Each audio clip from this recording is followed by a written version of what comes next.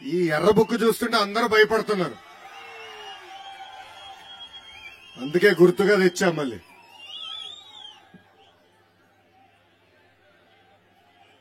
వేదికమైన ఉన్న పెద్దలందరికీ పేరు పేరున నా హృదయపూర్వక నమస్కారాలు. ఈరోజు ఈ శంకరావం కార్యక్రమానికి విచ్చేసిన నా కుటుంబ సభ్యులతో సమానమైన తెలుగుదేశం పార్టీ కార్యకర్తలందరికీ పేరు పేరున నా హృదయపూర్వక ధన్యవాదములు. ఉత్తరాంధ్ర అమ్మ లాంటిది. అమ్మ ప్రేమకి కండిషన్స్ ఉండవు. అదేవిధంగా ఉత్తరాంధ్ర ప్రజల ప్రేమకు కూడా కండిషన్స్ ఉండవు. అసలు ఉత్తరాంధ్ర అంటేనే ఒక తెలుగుదేశం పార్టీ కంచుకోట. పౌరుషాలకి పోరాటాలకి మారు పేరు శ్రీకాకుళం జిల్లా. తెలుగుదేశం పార్టీ హయాంలో ఉత్తరాంధ్రాని జాబ్ క్యాపిటల్ ఆఫ్ ఇండియాగా చేస్తే ఈ సైకో జగన్ పరిపాలనలో ఉత్తరాంధ్రాని గంజాయి క్యాపిటల్ ఆఫ్ ఇండియాగా ఈ రోజు మార్చేసే పరిస్థితి. అసలు ఉత్తరాంధ్ర ఊపే వేరు. గరిమెల సత్యనారాయణ గారు, సర్దార్ గౌతు లచ్చన్న గారు, ఎర్రం నాయుడు గారు పుట్టిన గడ్డ ఈ శ్రీకాకుళం గడ్డ. ఇలాంటి గొప్ప నేలపై ఈరోజు ఈ శంకరావం యాత్ర ప్రారంభిస్తాం. నా అదృష్టంగా భావిస్తున్నా. ఈ రోజు జగన్ సభ చూస్తుంటే నాకు కొంచెం నవ్వు వస్తుందండి. పదే పదే సిద్ధం సిద్ధం సిద్ధం అంటాడు. దేనికైనా సిద్ధం? జైలుకి వెళ్లేదానికి సిద్ధం. జైలుకు పంపించేదానికి మీరు సిద్ధమా అని ప్రజలందరూ నేను అడుగుతున్నా. బీసీ బిడ్డ అమర్నాథ్ గౌడ్ లాంటి అనేక మంది చంపేదానికి మీరు సిద్ధమా అని ఈ జగన్ నేను ప్రశ్నిస్తున్నా. ఒక దళిత గలం డాక్టర్ సుధాకర్ లాంటి అనేక దళితులు చంపేదానికి మీరు సిద్ధమా అని ఈ సభాముఖంగా ప్రశ్నిస్తున్నా. మైనారిటీ బాలిక మిస్బాని ఎలా చంపారో అలా మైనారిటీలు చంపేదానికి మీరు సిద్ధమా అని ఈ సభాముఖంగా సైకో జగన్ నేను ప్రశ్నిస్తున్నా. కింద నుంచి తమ్ముడు కూడా అంటున్నాడు, సొంత బాబాయిని లేపేశాడు, ఇంకా ఎంతమంది కుటుంబ సభ్యులను లేపేసేదానికి సిద్ధమా అని ఈ జగన్ నేను సూటిగా ప్రశ్నిస్తున్నా. లేదంటే రాష్ట్రాన్ని సర్వనాశనం చేసేదానికి సిద్ధమా అని ఈ సభాముఖంగా జగన్ నేను ప్రశ్నిస్తున్నా. ఈ మధ్యన 3 ఘటనలు జరిగినాయి. అది ఇచ్చాపురం ప్రజల దృష్టికి తీసుకురావాలనుకుంటున్నా. మొదటిది, వైకాపా నాయకుల్లో చేస్తున్న భూ కబ్జాలకి సహకరించలేదని విశాఖపట్నం తహసీల్దార్ రామయ్యని అతి కిరాతకంగా వైకాపా నాయకులు కొట్టి చంపేశారు. బాపట్ల జిల్లాలో రైతు భరోసా కేంద్రాల్లో పనిచేస్తున్న అగ్రికల్చర్ అసిస్టెంట్ పూజిత ఆత్మహత్య చేసుకుంది. ఆ చెల్లమ్మ ఎందుకు ఆత్మహత్య చేసుకుందో తెలుసా? వైకాపా నాయకులు ఆర్బీకే కేంద్రానికి వచ్చి ఎరువులు దొంగతనం చేశారు. ఆ డబ్బులు ఆ చెల్లెమ్మ చెల్లించాలని వేధిస్తే పాపం ఆ చెల్లెమ్మ ఆత్మహత్య చేసుకుంది. ఇంకా అంతేకాదు, విజయనగరం జిల్లాలో పంచాయతీరాజ్ డిపార్ట్మెంట్ లో పనిచేస్తున్న ఒక జేఈ రామకృష్ణ ఏకంగా ఆ ఫ్యాన్ కే ఉరేసుకుని చనిపోయాడు, ఆత్మహత్య చేసుకున్నాడు. ఆ రామకృష్ణ గారు చేసిన తప్పేంటో తెలుసా? ప్రజలకు అండగా నిలబడతాం. వైకాపా నాయకులు అక్కడ ఉన్న సిమెంట్ ఇనుప దొంగతనం చేసుకుని వెళ్తే వాళ్ళ పైన అడ్డంగా తిరిగినందుకు ఆయన వేధించి ఆత్మహత్య చేసుకునే పరిస్థితి తీసుకొచ్చింది ఈ ప్రభుత్వం. జగన్ ఈ మధ్యన కొత్త నాటకం మొదలు పెట్టాడు. ఆ నాటకమే డిఎస్సి.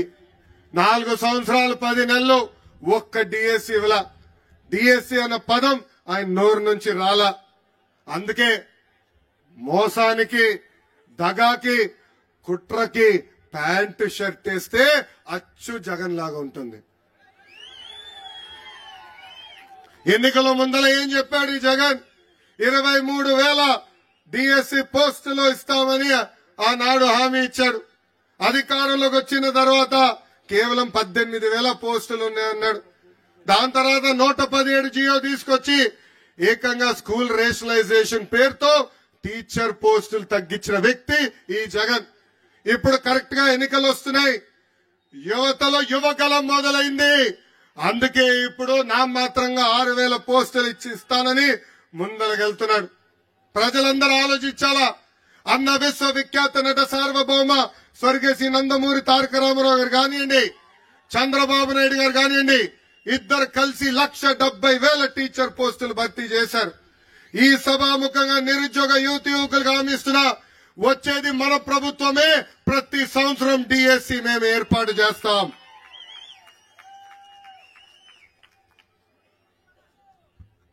ఈ రోజు ఈ జగన్ ఊరూరు తిరుగుతా నేను పేదవాడిని అంటాడు. ఆయనకి ఒక జబ్బు ఉందండి. ఆ జబ్బు పేరే మైథోమేనియా సిండ్రోమ్. ఆ జబ్బు లక్షణాలు ఏంటో తెలుసా? ఉంది లేనట్టు, లేనిది ఉన్నట్టు చెప్తారు. సొంత టీవీ ఉన్నవాడు పేదవాడవుతాడా? సొంత ఛానల్ ఉన్నవాడు పేదవాడవుతాడా? సొంత పేపర్ ఉన్నవాడు పేదవాడవుతాడా? సొంత సిమెంట్ ఫ్యాక్టరీ ఉన్నవాడు పేదవాడవుతాడా అని ప్రజలందరినీ ఒక్కసారి ఆలోచించమంటున్నా. 1,00,000 రూపాయలు విలువైన చెప్పులు వేసుకుని తిరుగుతాడు, 1,000 రూపాయలు ఖరీదైన వాటర్ బాటిల్లో నీళ్లు తాగుతాడు. ఆయనకి పేదవాళ్ళు ఎదుర్కొంటున్న సమస్యలు అర్థమవుతాయని ఒక్కసారి ప్రజలందరూ ఆలోచించాలా. ఇంకా తెలుగింటి ఆడపడుచులు కూడా ఆలోచించాలా. ఈ రోజు సొంత చెల్లి షర్మిల గారు కానివ్వండి, సునీత గారు కానివ్వండి, ఏకంగా మాకే భద్రత లేదని చెప్పే పరిస్థితి. సొంత జగన్ ఇంట్లో ఉన్న చెల్లమ్మలకే భద్రత లేకపోతే ఇంకా మన పరిస్థితి ఎలా ఉంటుందో ఒక్కసారి ఆలోచించమని తెలుగింటి ఆడపడుచు నేను కోరుతున్నా. ఈ జగన్ ని చూస్తే ఒక అద్భుతమైన కటింగ్ ఫిట్టింగ్ మాస్టర్ గుర్తొస్తాడండి. ఏంటది? Cutting fitting master.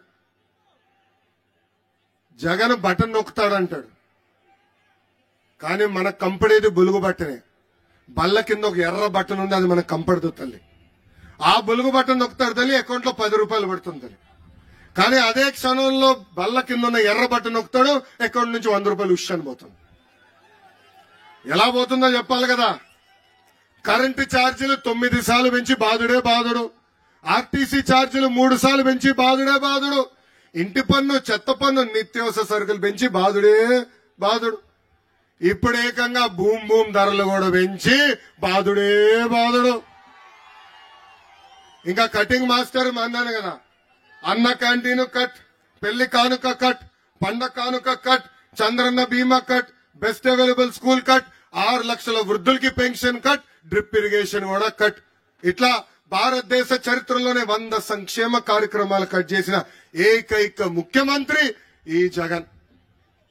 మీరు పడుతున్న కష్టాలు చూశాం. అందుకే చంద్రబాబు నాయుడు గారు, పవన్ కళ్యాణ్ గారు కలిసి బాబు సూపర్ 6 ప్రకటించడం జరిగింది. మన ప్రభుత్వం రాబోతుంది. మన అధికారంలోకి వచ్చిన వెంటనే యువతకి 20 లక్షల ఉద్యోగాలు కల్పిస్తాం. ఉద్యోగాలు వచ్చే వరకు నిరుద్యోగ యువకులకి ప్రతి నెల 3,000 రూపాయలు నిరుద్యోగ భృతి కూడా మన ప్రభుత్వం కల్పించబోతుంది. రెండోది, స్కూల్కి వెళ్ళే పిల్లలకి ప్రతి పిల్లకి 15,000 రూపాయలు తల్లి అకౌంట్ లో ప్రతి సంవత్సరం వేసే బాధ్యత మన ప్రభుత్వం తీసుకుంటుంది. ప్రతి రైతుకి అండగా నిలబడడానికి 20,000 రూపాయలు రైతులు కూడా మన ప్రభుత్వం ఇస్తుంది. ఇంకా ప్రతి ఇంటికి ప్రతి సంవత్సరం ఉచితంగా 3 గ్యాస్ సిలిండర్లు ఉచితంగా మనం ఇస్తాము. ఇంకా 18 సంవత్సరాల నుంచి 59 సంవత్సరాలు నిండిన మహిళలకి ప్రతి నెల 1,500 రూపాయలు మన ప్రభుత్వం ఇవ్వబోతుంది. అంటే సంవత్సరానికి 18,000 రూపాయలు. 5 సంవత్సరాల్లో 90,000 రూపాయలు మన ప్రభుత్వం మీకు ఇవ్వబోతుంది. ఇంకా మహిళలు ఆర్టీసీ బస్సులో ఉచితంగా ప్రయాణించే హక్కు కూడా మన ప్రభుత్వం కల్పించబోతుందని ఈ సభాముఖంగా తెలుపుతున్నాం. అసలు ఉత్తరాంధ్రకి పట్టిన శని ఈ జగన్. 3 రాజధానులు అన్నాడు. 3 రాజధానులు అన్నాడు. ఉత్తరాంధ్రలో కనీసం ఒక్క ఇటుకన వేసాడా? ఒక అభివృద్ధి కార్యక్రమం చేశాడా? విశాఖపట్నంలో ప్రజాధనాన్ని లూటీ చేసి 500 కోట్ల రూపాయలతో ఒక ప్యాలెస్ కట్టుకున్నాడు తప్ప ఉత్తరాంధ్రకు చేసింది ఏమీ లేదు. విశాఖ రైల్వే జోన్ కి ఏర్పాటు చేసేదానికి భూమి కూడా ఈ ప్రభుత్వం ఇవ్వలేదు. మూటబడిన అన్ని షుగర్ ఫ్యాక్టరీలు తెరుస్తానని ఎన్నికల ముందల హామీ ఇచ్చి కనీసం ఒక్క ఫ్యాక్టరీ కూడా ఈ జగన్ తెరవలేదు. ఇంకా విశాఖ ఉక్కు ఆంధ్రుల హక్కు నినాదంతో ఆనాడు ఆంధ్రులందరూ పోరాడి విశాఖ ఉక్కు తీసుకొచ్చారు.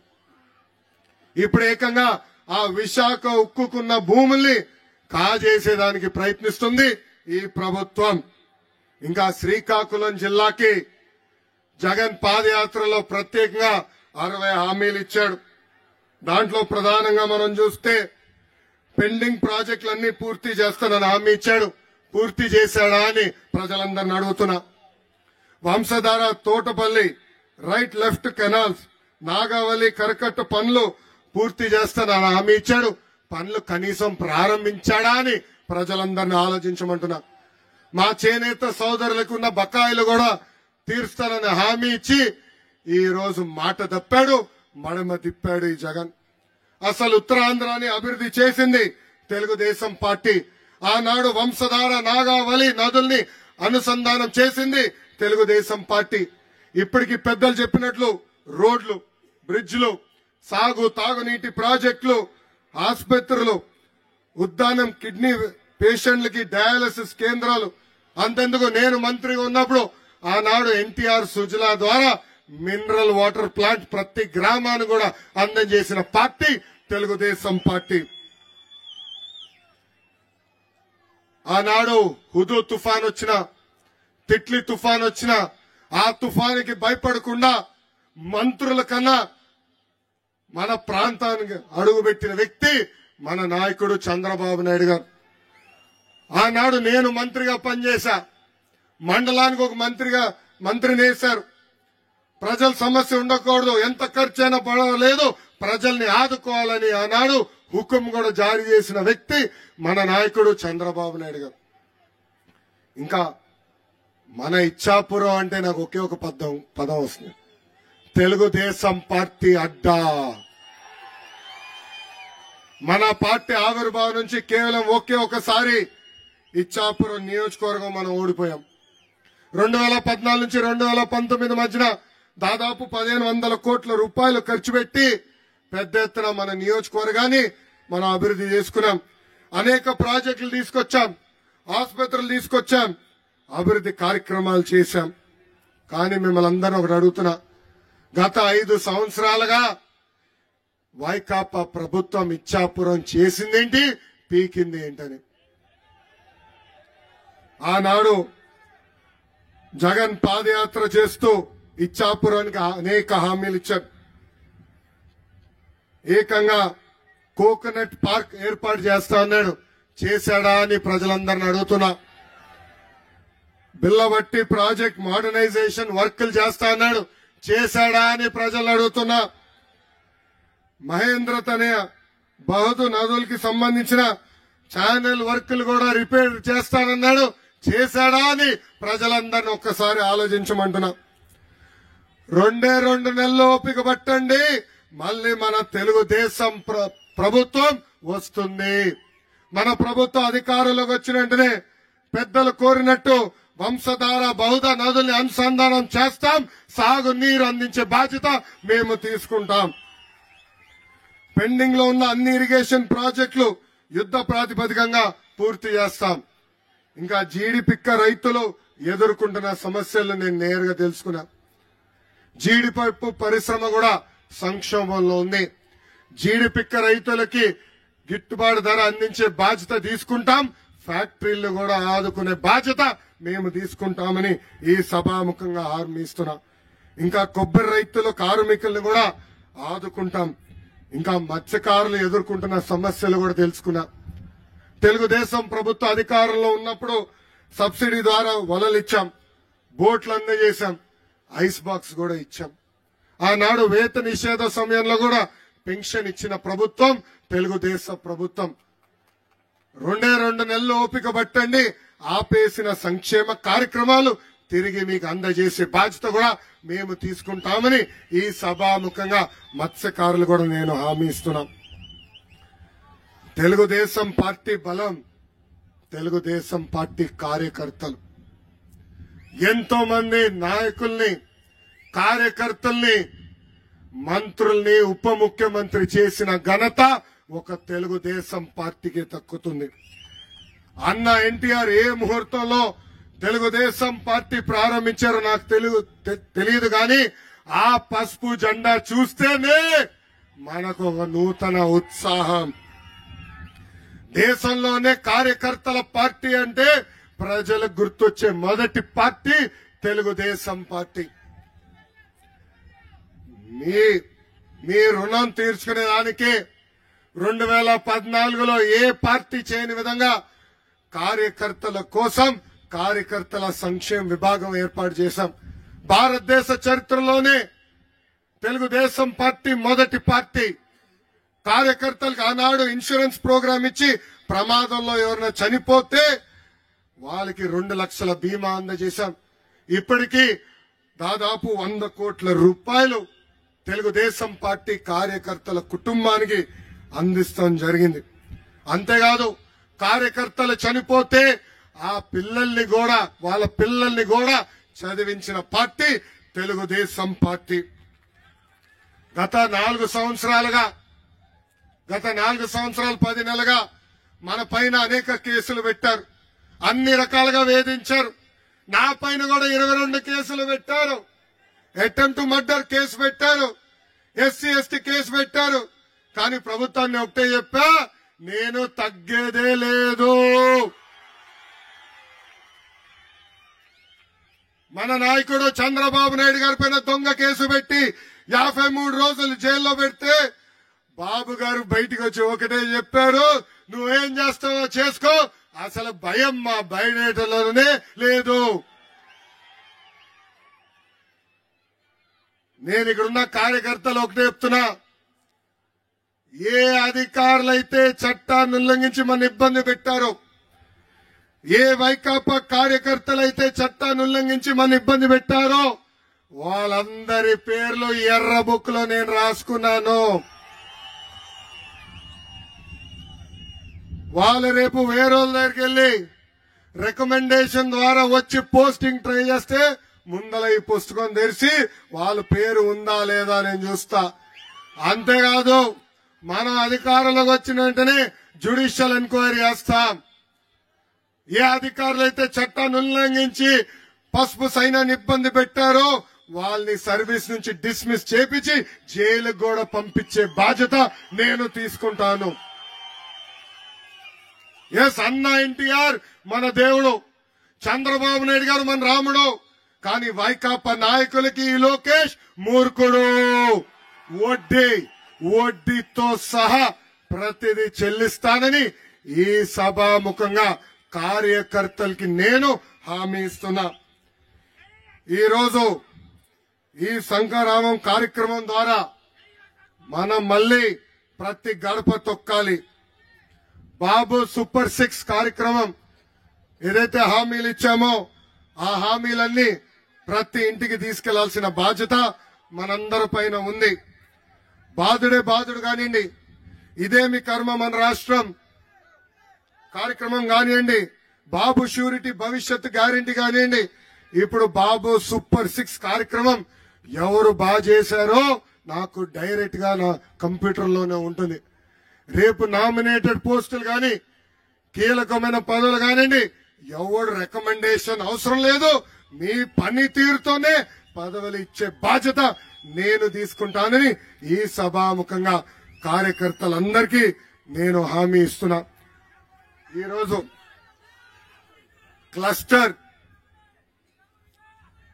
క్లస్టర్ యూనిట్ బూత్ అధ్యక్షులు అందరికీ కిట్ ఇస్తున్నాం. ఈ కిట్ లో ప్రధానంగా 3 ఉంటాయి. ఒకటి ఈ క్యాలెండర్లు ఉంటాయి.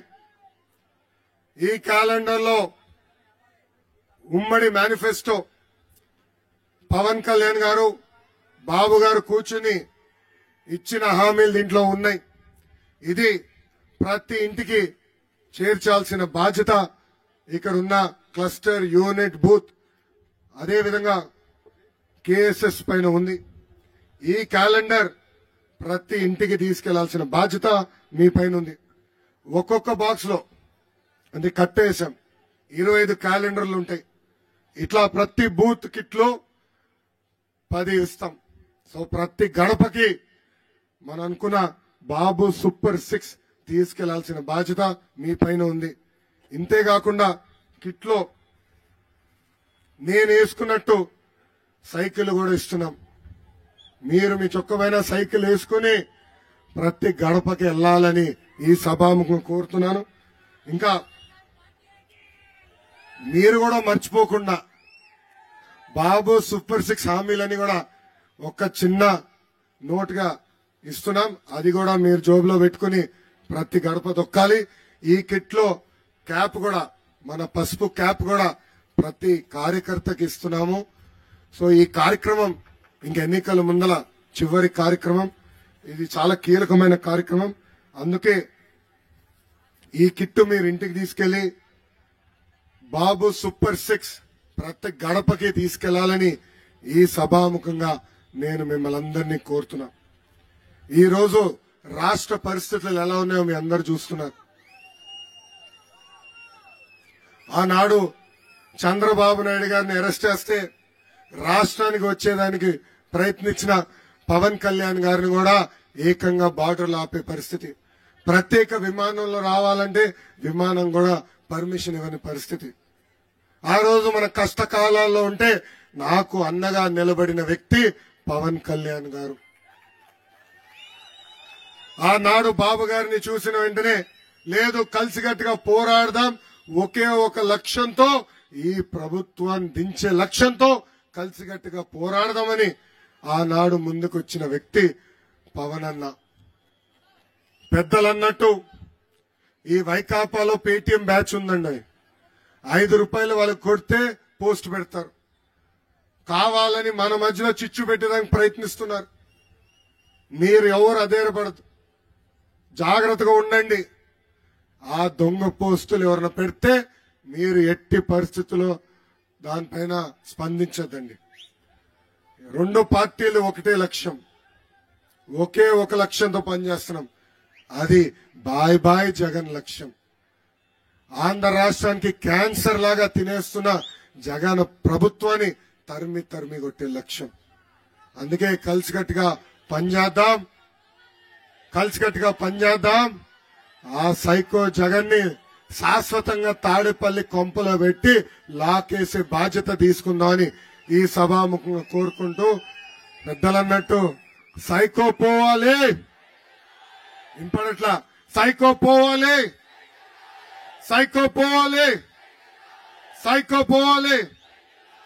చంద్రబాబు నాయుడు గారి నాయకత్వం. జోహార్ అన్న ఎన్టీఆర్. జై హింద్.